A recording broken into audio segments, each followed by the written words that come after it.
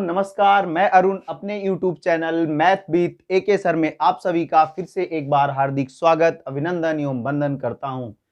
साथियों, मैं आज संख्या पद्धति में इकाई का अंक कैसे ज्ञात करें या इकाई के अंकों को ज्ञात करने का तरीका बताऊंगा कि आसानी से हम इकाई का अंक ज्ञात कर लें, दी गई संख्याओं में इकाई का अंक ज्ञात कर लें और आसानी से अपने सही उत्तर को प्राप्त कर सकें।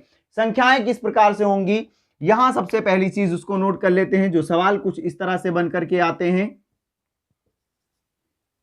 133 गुणे 22 गुणे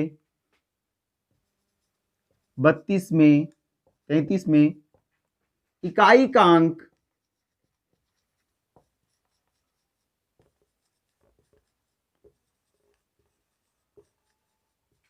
क्या होगा।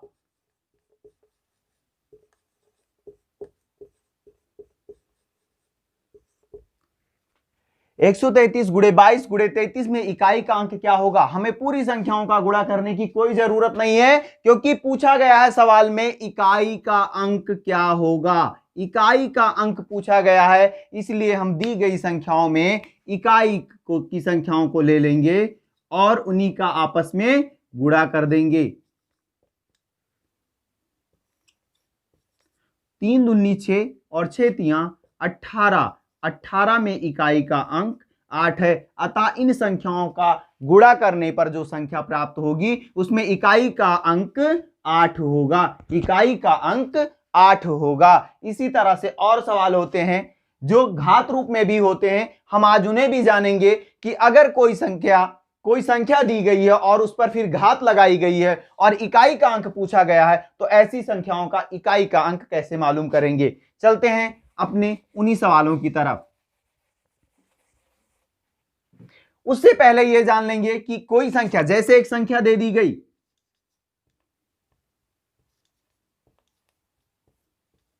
संख्या दे दी गई 347 आधार संख्या, बेस नंबर, और पावर 121 121 की पावर, इस पर घात 121 है, का इकाई का अंक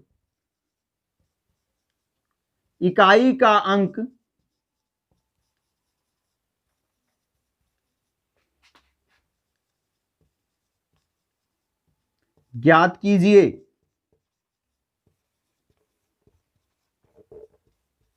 इकाई का अंक ज्ञात कीजिए कहा। अब ऐसी परिस्थितियों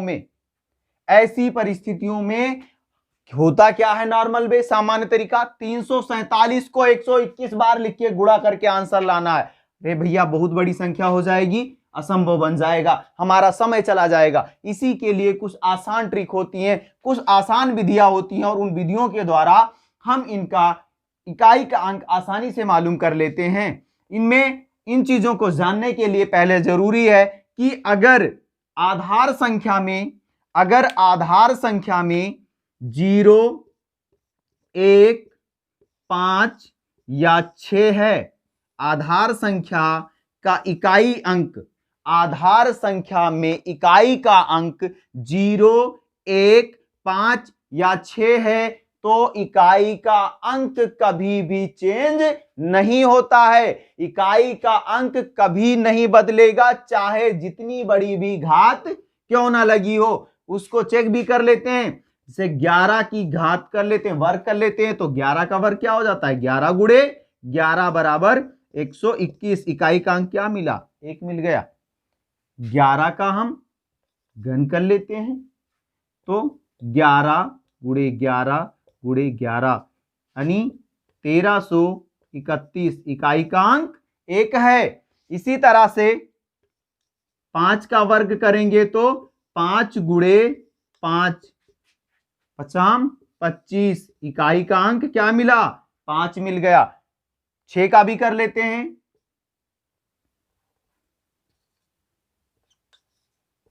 6 गुणे 6 बराबर 36। इकाई का अंक 6 है।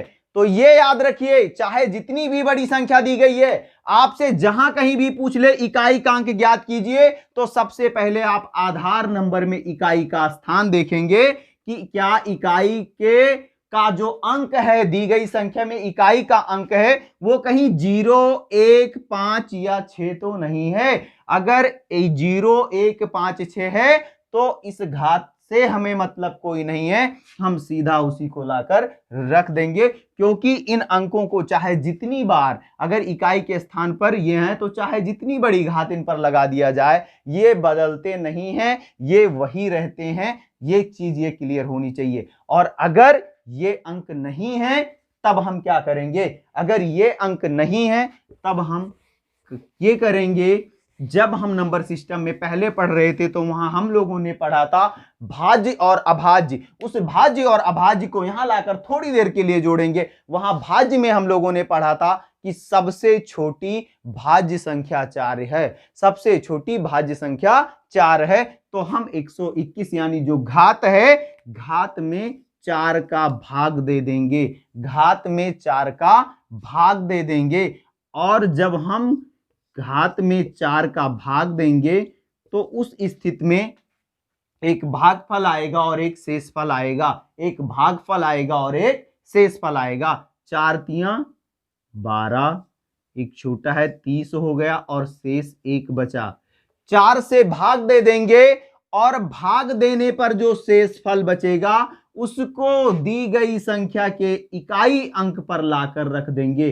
तो 7 पर, इकाई का अंक 7 है, 7 पर घात 1 हो जाएगा, 7 पर घात 1 हो जाएगा, अर्थात यहां 7 होगा, आंसर 7 होगा। इस संख्या का इकाई अंक 7 होगा। 347 की घात 121 का इकाई अंक 7 होगा। हमें यहां याद क्या रखना है कि दी गई संख्या के घात को 4 से भाग दे देना है, दी गई संख्या के घात को 4 से भाग दे देना है, और जो शेषफल आएगा, जो शेषफल आएगा उसे इकाई के अंक पर, दी गई संख्या के इकाई के अंक पर निरूपित कर देंगे और फिर उसको प्रसार रूप में कर लेंगे, और प्रसार रूप में करने पर जो अंक प्राप्त होगा वही उस संख्या का इकाई अंक होगा। एक और सवाल के साथ आते हैं।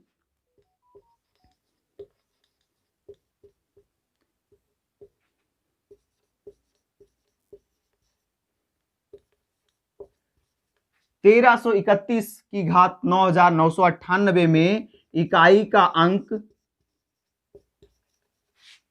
इकाई का अंक क्या होगा? इकाई का अंक क्या होगा? चेक कर लीजिए भैया। 0, 1, 5, 6 कहीं ये तो नहीं है, वही हुआ, यहां 1 है।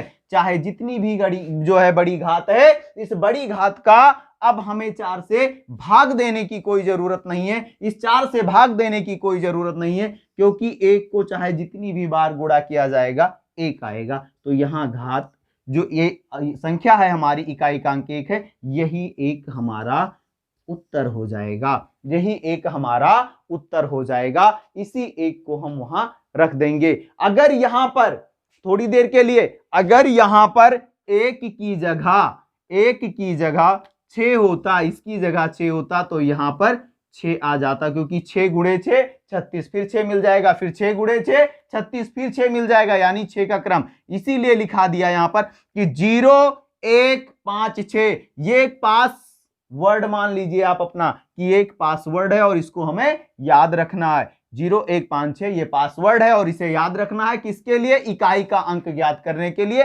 कि किसी भी दी गई संख्या का इकाई अंक अगर 1, 0, 1, 5 या 6 है तो चाहे जितनी भी बड़ी घात क्यों ना हो वही अंक रहेगा, कोई भी परिवर्तन उसमें नहीं आएगा। यानी थोड़ी सी चीज यहां बताना चाहूंगा कि जब भी कोई पावर लगी हुई होती है तो उस पावर को हमें 4 से भाग देना होता है। क्यों 4 से भाग देना होता है? क्योंकि सबसे छोटी भाज्य संख्या 4 है, इसलिए हमें 4 से भाग देना होता है, और जो शेष फल आता है उससे दी गई संख्या के इकाई के अंक पर रख देते हैं। लेकिन अगर कहीं घात को 4 से भाग देने पर घात पूर्ण रूप से विभाजित हो जाए और आपका शेषफल 0 हो जाए, तब आप क्या करेंगे? यानी अगर ऐसा कहीं लिखा है, घात 20 लिखी है, 33 एक संख्या है और इसकी घात 20 लिखी है। अब आप क्या करेंगे, यहां भाग देंगे 4 से, और जब आपने भाग दिया तो 4 पंचे 20, शेषफल 0 हो गया। तो अब इस पर क्या लगेगा, इस 3 पर क्या लगेगा, 0 नहीं होगा। उस स्थिति में जिस संख्या से भाग दिया गया है, ध्यान से सुनिएगा, जिस संख्या से भाग दिया गया है उसी संख्या को उसका घात बना लेंगे, उसी संख्या को लाकर घात के रूप में रख देंगे, और उस स्थिति में यहां हो जाएगा 3 गुणे 3 गुणे 3 और गुणे 3, 3 त्रिका 9 गुणे 3 त्रिका 9, 9 9 81, और इकाई का अंक क्या हो जाएगा, 1 हो जाएगा। इकाई का अंक क्या हो जाएगा, इकाई का अंक 1 हो जाएगा, इकाई का अंक 1 हो जाएगा। इसी तरह से हम दूसरे सवाल पर अपने आते हैं, और वो दूसरा सवाल है इसी से संबंधित, इसी से रिलेटेड दूसरे सवाल पर आते हैं।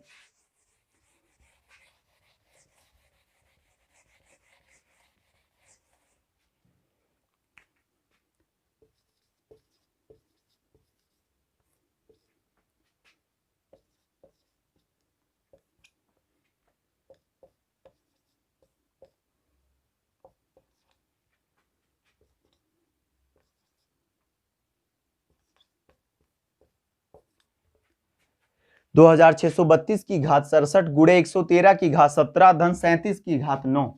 अब हमें क्या करना है, यहां भी वही चीज कर लेंगे। इकाई का अंक पहले चेक करेंगे, यहां 2 है, यहां 3 है, यहां 7 है। 0 1 5 6 में से कोई अंक नहीं है, इसलिए अब क्या करेंगे, दी गई घात में 4 से भाग कर देंगे, दी गई घात में 4 से भाग कर देंगे। हमने तीनों में भाग लगा दिया, और उस स्थिति में 16 चौका 64, और शेष बच गया मेरे पास 3, शेष बच गया 3। तो यहाँ की जो अंक है, इकाई का अंक 2, उस पर घात 3 रख देंगे। कैसे, आप देख सकते हैं 67 को अगर 4 से भाग दिया जाए तो 4 एकन्ने 4, 2 27, 4 छक 24, और बचेगा 3, 3 शेष बचेगा, यही 3 यहाँ आ गया। 113 यहाँ पर 17 की घात है, 4 से भाग देने पर 4 चौक 16 और 1 17, तो अंक क्या है हमारा, अंक है हमारा 3, 3 की घात 1, और यहाँ धन का चिन्ह है, यहाँ तो गुणा था, यहाँ धन है, प्लस का निशान लगा देंगे, और 4 दूनी 8 और 1 बच गया, 7 की घात 1 हो गया। अब यहाँ इनका गुणा कर लेंगे तो 2 गुणे 2 गुणे 2, क्योंकि घात 3 है तो 2 गुणे 2 गुणे 2, तो 2 दूनी 4, 4 दूनी 8, और 8 गुणे 3 की घात 1 है तो 3, तो 8 त्रिक 24 हो गया। 24 में हम इकाई का अंक लेंगे 4, इकाई का अंक 4, और इधर 7 की घात 1 है, 7 ही रहेगा, बीच में चिन्ह है धन का, तो 7 और 4 11, 11 में इकाई का अंक 1 हो गया। तो इस सवाल का इकाई का अंक 1 होगा, इस सवाल में इकाई का अंक 1 होगा। ये हमें याद रखना है कि कहाँ गुणा है और कहाँ धन का निशान है। गुणे का निशान है तो बगल की घात से भी जो अंक आएगा इकाई का निकल के उससे गुणा कर देंगे, लेकिन अगर उसके बाद कहीं पर धन दिया गया है तो वहां वो जाके जुड़ जाएगा। ये भी हमें इतना याद रखना है अपने साथ। उसके बाद हम आते हैं अपने नेक्स्ट सवाल की तरफ। नेक्स्ट सवाल में हम चलेंगे, उस स्थिति में देखेंगे कि हमें क्या करना है, और उसके लिए एक सवाल लेते हैं बेहतरीन सा।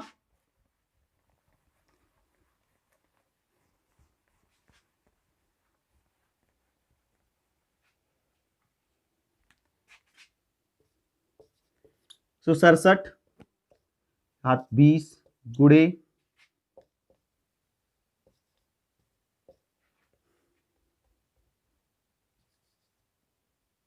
16 गुणे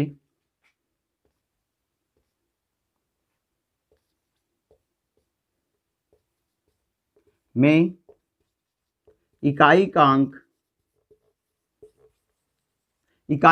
क्या होगा, में इकाई का अंक क्या होगा। 167 की घात 20, 112 की घात 16 और 114 की घात 8 में इकाई का अंक क्या होगा। सब में 4 से, क्योंकि यहां पहले ये देख लिया हमने, यहां 7 है, यहां 2 है और यहां 4 है, यानी 0 1 5 6 वाला फार्मूला यहां नहीं लग रहा है। इस स्थिति में हम क्या करेंगे, सभी घातों में 4 का भाग कर देंगे, 4 का भाग कर देंगे तो 4 पंचे 20, पूरा पूरा कट गया, शेषफल 0 हो गया। इस स्थिति में आप क्या करेंगे, 7 की घात 4 लिख देंगे, 7 की घात 4 लिख देंगे। गुणे का चिन्ह है, गुणे का चिन्ह लगा दो, 2 उतार लिया यहाँ की इकाई का अंक को, और 4 चौक 16, पूरा पूरा कट गया, यहाँ भी घात 4 हो जाएगी, गुणे का चिन्ह लगा दिया, और 4 दूनी 8, पूरा डिवाइड हो गया, अपने पास कुछ नहीं शेष बचा। उस स्थिति में घात मैंने भी बताया था यहां पर कि अगर पूरा पूरा घात पूरी पूरी विभाजित हो गई, शेषफल शून्य हो गया, तो हमें इकाई के अंक पर घात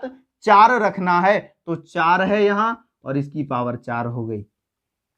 अब प्रसार रूप हो जाएगा इसका 7 गुणे 7 गुणे 7 गुणे 7, ये हो गया, और यहां हो जाएगा 2 गुणे 2 गुणे 2 गुणे 2, और यहां हो जाएगा 4 गुणे 4 गुणे 4 गुणे 4, 7 7 49, 9 मिल गया, और 7 7 49, 9 इधर से मिल गया, 9 9 81, और 81 मीन्स 1 हो गया, यहाँ इकाई का अंक 1 हो गया, गुणा लगा देंगे, 2 दूनी 4 दूनी 8 दूनी 16, 2 दूनी 4 दूनी 8 दूनी 16, 16 में इकाई का अंक 6 हो गया, 6 लिख दिया, गुणे का चिन्ह लगा दिया, 2 दूनी 4 चौक 16 और 4 चौक 16, इकाई का अंक 6 है, इकाई का अंक 6 है, 6 कहो 36, 36 में इकाई का अंक 6 हो गया। अब यहां से 6 करने 6 और 6 कहो 36, 36 इस तरह हो गया, और इसमें इकाई का अंक आपका हो गया 6। तो इसका इकाई का अंक क्या हो जाएगा, 6 हो जाएगा। आप गुणा भी करेंगे तो आपको यहां मिल जाएगा 7 7 49, और फिर 7 से करेंगे 343 हो जाएगा, और 343 में 3 आ गया इकाई का अंक, 3 7 21, तो 1 ही मिलेगा। 2 दूनी 4 दूनी 8 दूनी 16, 6 हो गया, 4 चौक 16, 16 चौका 64, 64 चौके होता है 256, 256 में इकाई का अंक 6 होगा, तो 6 ले लिया, तो ये 6 है वो, तो 6 करने 6 और 6 कहा 36, 36 में इकाई का अंक 6 है। तो इस तरह से अगर पूरा पूरा घात 4 से विभाजित हो जाती है, तो उस स्थिति में घात हमें 4 रखना है। यह हमें याद रखना है कि उस स्थिति में घात हमें 4 रखना है, उससे हटके कुछ नहीं होगा। और ना हमें यह घबराना है कि अब ये तो पूरा पूरा विभाजित हो गया, अब कौन सा अंक रखें। चलते हैं अगले सवाल की तरफ।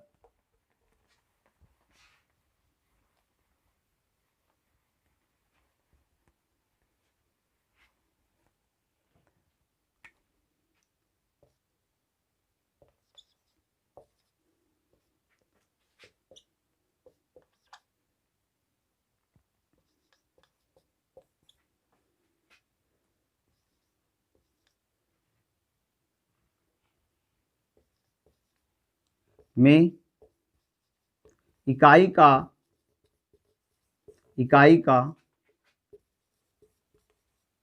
अंक क्या होगा, इकाई का अंक क्या होगा। 13 की घात 61, 17 की घात 25, 22 की घात 29।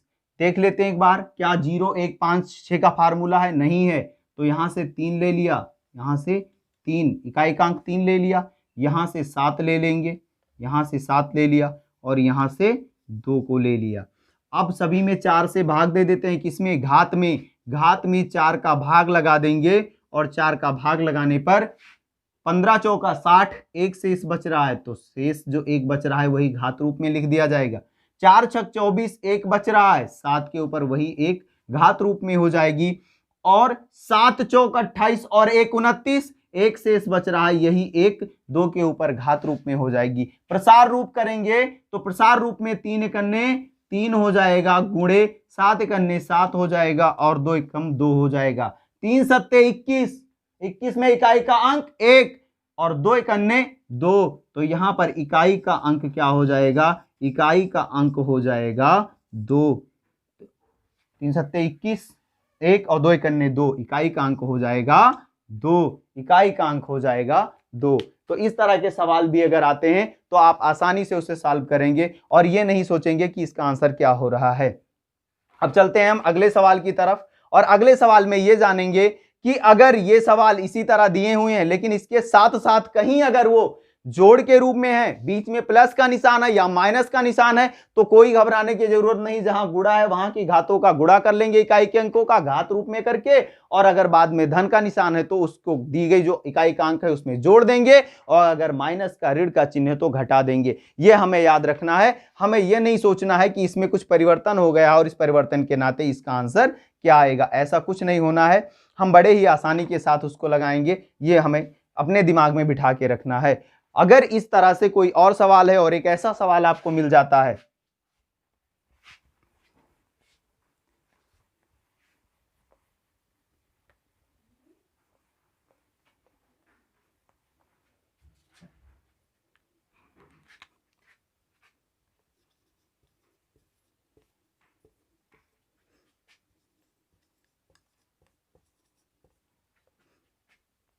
धन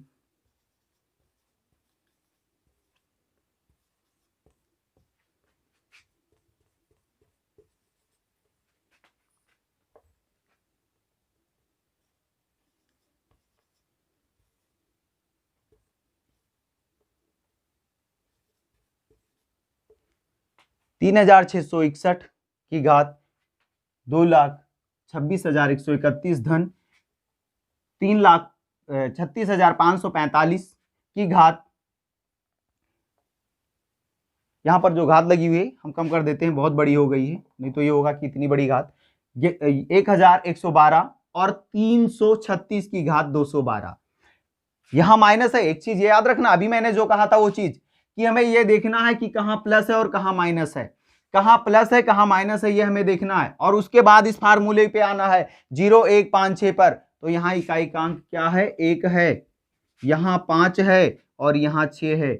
हमारी समस्या का समाधान हो गया। हमें इन बड़ी घातों से अब कोई भी मतलब नहीं है। हम क्या करेंगे, इसमें से एक ले लेंगे, इकाई के अंक को उतार लेंगे, धन का चिन्ह है, धन लगा दिया, और यहां से 5 को ले लेंगे और उसके बाद माइनस का चिन्ह है, माइनस का चिन्ह लगाया और यहां से 6 को ले लेंगे।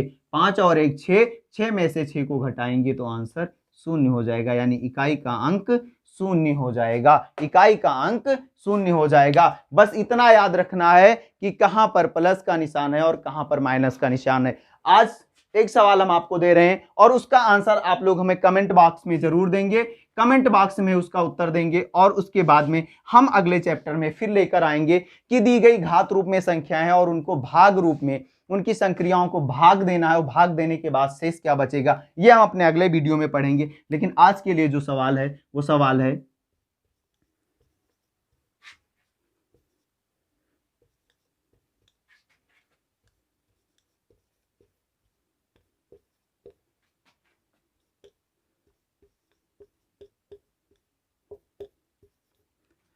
एक 133 की घात 63 गुणे 137 की घात 161 धन 125 की घात 119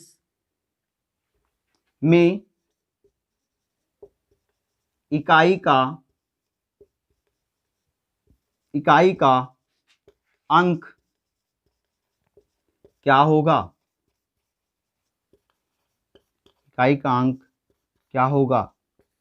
तो ये इस प्रश्न का उत्तर आप लोग कमेंट बॉक्स में हमें देंगे। आज के लिए बस इतना ही, मिलते हैं अपने अगले वीडियो में। अगले वीडियो में हम पढ़ेंगे भाग रूप में शेषफल क्या आएगा, उसके बारे में जानेंगे। आज के लिए बस इतना ही। जय हिंद।